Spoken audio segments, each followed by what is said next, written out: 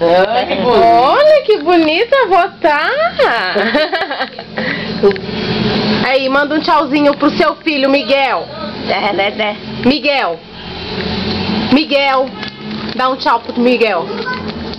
Seu filho, Miguel. Conhece? Quem? Miguel, dá um tchauzinho pra ele. Biléu. Miguel, seu filho. Que mora em São Paulo, lembra? É quem? É Biléu. Miguel.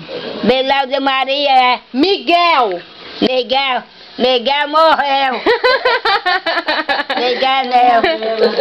Miguel, é. Sim. É. Ele tá bom? Tá bem. Tá no sul, né? É, dá um tchauzinho pra ele.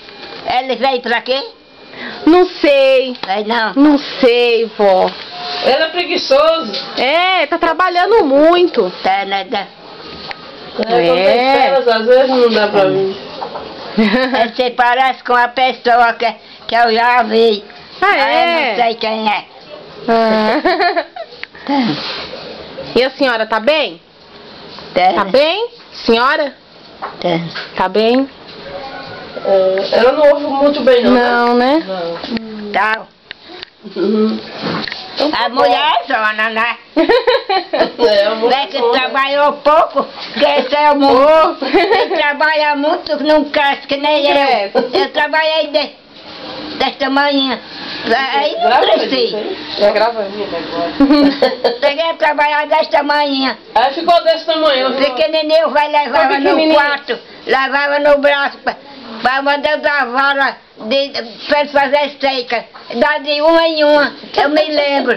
E ele traçava. Ele trazia um fecho e eu trazia uma puxando.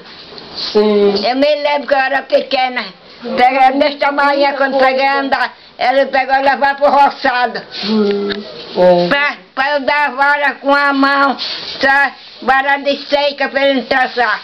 Ele botava um fecho e eu levava uma arrastando. Me lembro que eu era pequenininha, eu me lembro. Aí peguei a crescer. Mas era o dia.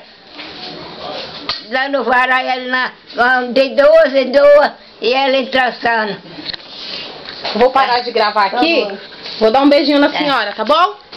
Posso dar um beijinho na senhora? Ó.